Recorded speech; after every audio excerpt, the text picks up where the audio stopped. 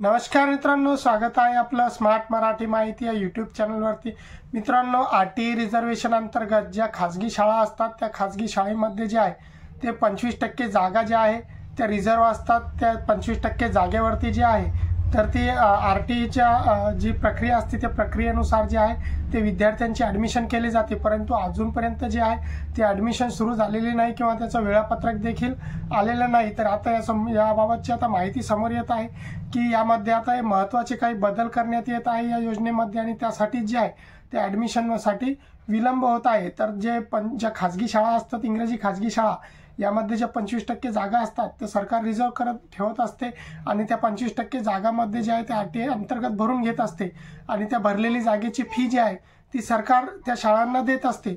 परंतु जेव्हा पालक जेव्हा फॉर्म भरतात आपल्या पाल्यांचे, तेव्हा त्यांना एक ऑप्शन मिळत असतो शाळा चूज करण्याचा, म्हणजे तुम्हाला कोणती शाळा हवी आहे, 1 किलोमीटरच्या आतली किंवा 0 ते 1 किलोमीटर किंवा 0 ते 3 किलोमीटर, 0 ते 5 किलोमीटरपर्यंत असं जे प्रिफरन्स पहिले मिळायचा त्यामध्ये आता काहीसा बदल करण्यात येत आहे। आणि हीच आता ही पालकांसाठी थोडीशी चिंतेची बाब आहे की ती 0 ते 1 किलोमीटर जे मधले जे शाळा होत्या त्या शाळा आता ज्या आहे त्या पालकांना आता निवडता येणार नाही आहे, अशी काही माहिती समोर येत आहे। अशी काही बदल जे आहे ते करण्यात येत आहे यामध्ये। याची अजून अधिकृत घोषणा झालेली नाही आहे, परंतु जे पहिल्या वर्गातले जे विद्यार्थी असतात ते खूप लहान बाळ असतात, खूप लहान विद्यार्थी असतात आणि 0 ते 1 किलोमीटरच्या आतल्या ज्या शाळा असतात याला पालकांचा जास्त जे आहे ते म्हणजे निवड करण्यावरती जास्त भर असतो।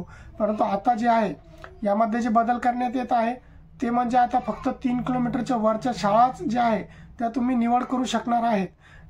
हा जो निर्णय आहे तो अजूनपर्यंत अधिकृतरित्या घोषणा झालेली नाही, परंतु आपल्याला जी माहिती मिळालेली आहे त्यावरून कन्फर्म आहे की आता ज्या 3 किलोमीटरच्या वरच्या ज्या शाळा आहे त्यामध्ये जे आहे ते या 25% आरटीई अंतर्गत जे आहे ते तुम्हाला पाल्याची ॲडमिशन करता येणार आहे। तर यामागचं कारण काय आहे, तर ज्या मराठी शाळा किंवा ज्या सरकारी शाळा आहे त्या सरकारी शाळेमध्ये जे आहे ते विद्यार्थ्यांच्या ॲडमिशनचा जो टक्का आहे किंवा जो दर्जा आहे तो वाढवण्यात यावा, त्यामध्ये वाढ व्हावी यासाठी सरकार हे जे आहे ते निर्णय घेत आहे की जी 0 ते 1 किलोमीटरच्या आतल्या ज्या शाळा आहे त्यामध्ये आता आरटीईसाठी ॲडमिशन होणार नाही किंवा ते जे आहे ते निवड करता येणार नाही आहे। ते तुम्ही फक्त आता 3 किलोमीटरच्या वरच्या ज्या शाळा आहे त्यामध्येच आता ॲडमिशन करता येणार आहे। म्हणूनच यावर्षी जे आहे ते आरटीई ॲडमिशनची जी प्रक्रिया आहे ती इतकी लांबत आहे।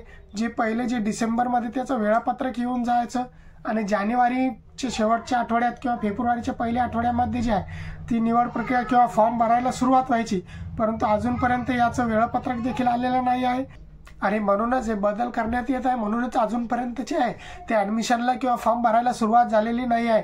तर आता लवकरच याचं जे आहे ते अधिकृतरित्या घोषणा होईल, याचं वेळापत्रक येईल आणि जे आरटीईचे जे ॲडमिशन आहे त्याचे फॉर्म भरण्यासाठी सुरुवात होईल आणि यामध्ये आता बदल झालेले आहे। तर आता कोणकोणत्या नवीन यामध्ये शाळा देखील आता नव्याने जे आहे ते ॲड करण्यात येतील, नवीन शाळांचे जे ऑप्शन आहे ते येतील। आता 3 किलोमीटरच्या वरच्या ज्या आहे त्या शाळा तुम्हाला चूज करता येणार आहे। तर अशा प्रकारचा हा एक महत्त्वाचा आरटीई मधला बदल आहे जो करण्यात येणार आहे। लवकरच आता याचं वेळापत्रक येईल आणि फॉर्म भरायला सुरुवात होईल, त्याचा देखील व्हिडिओ आपण आपल्या चॅनलवरती सर्वात पहिले टाकू।